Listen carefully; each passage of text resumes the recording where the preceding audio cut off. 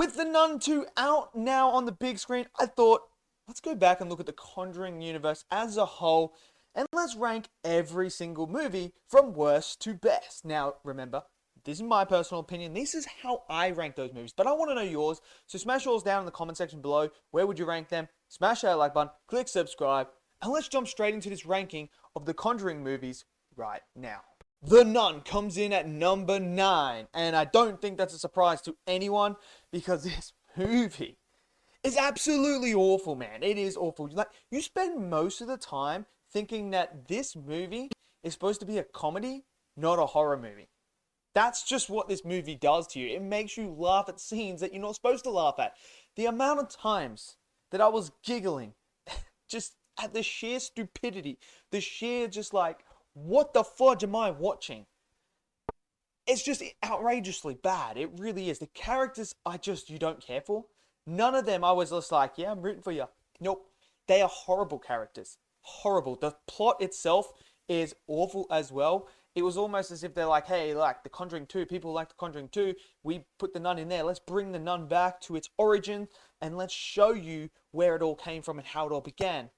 The visuals, some shots are a bit iffy. Overall, the nun looks decent, but this is a movie that just is badly paced. It just has no scares in it at all. It has no thrills.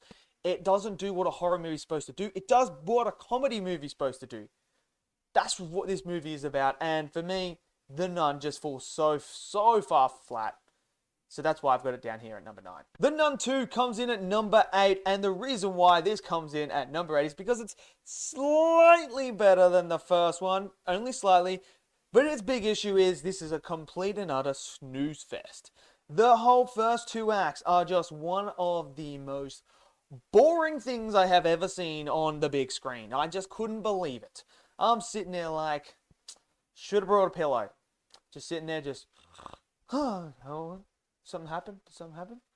Oh, something happened? That's how I felt watching The Nun 2. This really relies on jump scares way too often. And the problem with that is it becomes so predictable that when you think a jump scare is coming, it's going to come, you're already ready for it. So the jump scare, you're sitting there like, yeah, all right, jump scare, cool. Oh, there's another one. There's another one.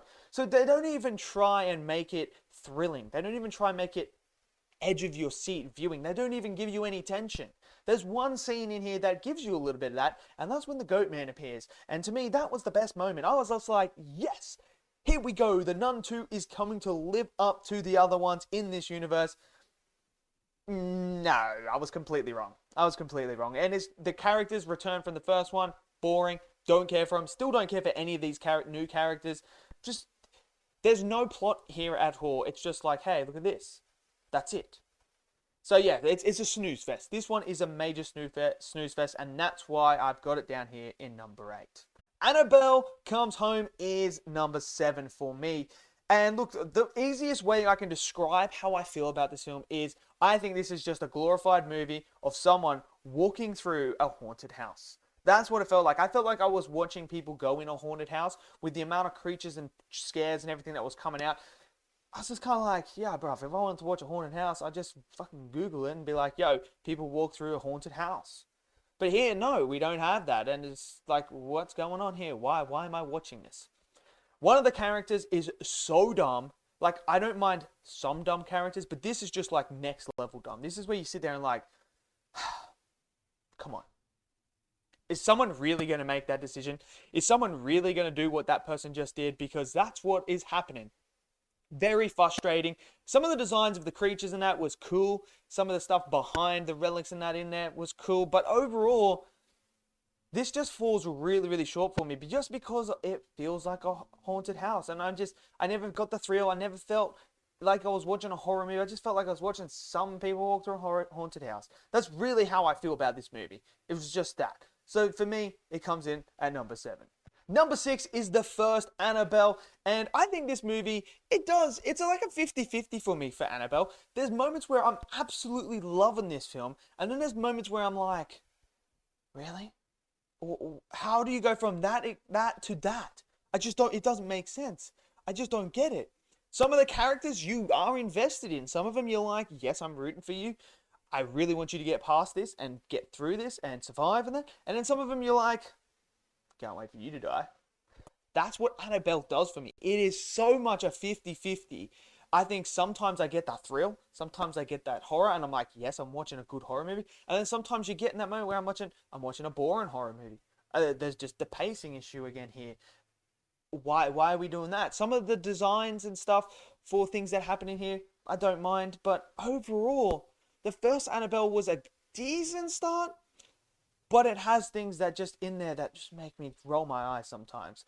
So for me, that's why I've got Annabelle down here in number 6. Number 5 is the Curse of La Llorona. If I butchered that, I'm sorry.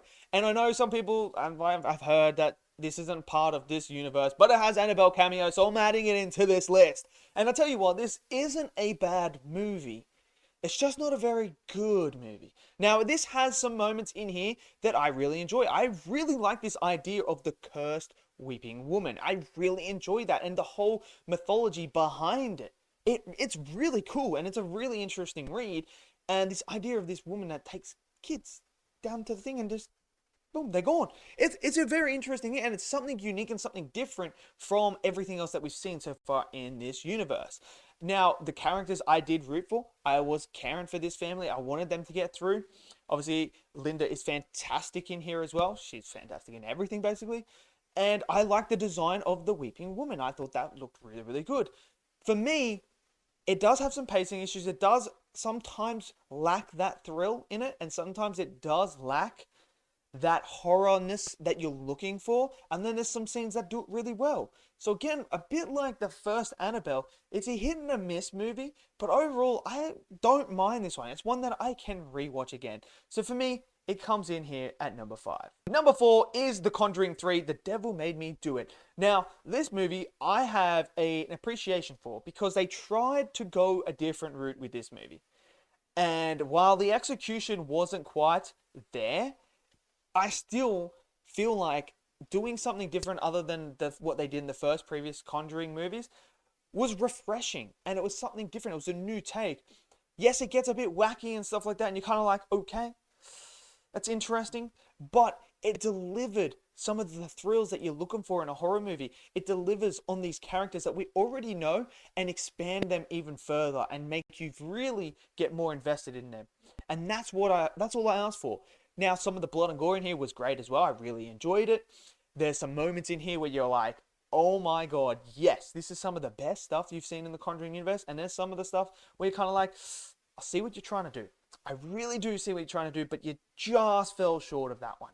So for me, The Devil Made Me Do It is one of those movies where it's like, you almost had it. You almost had it into that top 3. You almost got it, but unfortunately, it does fall a bit short of that top 3. So for me, it's number 4. Number 3 is the first Conjuring, and I remember seeing this in the theater, and oh my boy, man, this just delivered, and everything went back in the day. After rewatching that again, I still really enjoy this movie. I thought this is a great introduction to the Conjuring universe. James Wan nailed this one.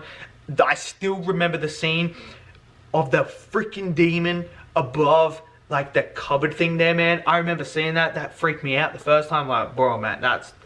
No. I don't want to mess with that stuff. But I feel like it delivered on what I'm looking for in a horror movie. Like, the edge of my seat, the thrill, the jump scares weren't predictable. They were there, but they're not like just relying on them. Like, James Wan builds the tension up and then delivers when he needs to deliver that scare. And it worked. The story was great as well. The characters were great. This is our first look at Ed and Lorraine, and we fall in love with them and their whole journey on trying to save this family. It's just really good. The design and everything is fantastic. The cinematography, it just delivered what I was looking for in a horror movie. So for me, number 3 is The Conjuring. Number 2 is obviously Annabelle Creation. I think this is a fantastic horror movie. I really enjoy this one. It is going back to the roots of Annabelle and how it was all created, like telling that backstory. And I tell you what, this was absolutely great. I like this movie a lot. It does have a little slight pacing issue at the start of the movie, but it really fixes that as you progress. And man, does it deliver on the tension, on the thrills, on the edge of your seat viewing. it nails the horror elements that you're looking for. And this is by far the best Annabelle movie. And the characters in here as well, you are rooting for these characters. You want them to survive this ordeal. And that ending, man, is absolutely phenomenal. I really thoroughly enjoyed that ending. I think this movie was just fantastic, and it is a great introduction into it. And for me, it's just it's a good movie. It's a good horror movie, and it's one that I can watch and rewatch again. It just delivers on that anxiety feeling that you're looking for when you're watching those type of horror movies. So for me, Annabelle Creation comes in at number 2. Number 1 is The Conjuring 2. This movie is absolutely fantastic. One of my favorite horror movies.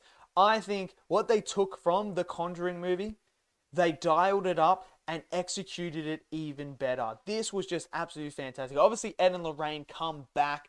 We obviously know their character, but they really expand upon them in this movie even more, that you start to really get real invested in them and their whole idea of trying to fix things from the supernatural point of view. Really interesting. The story is fantastic.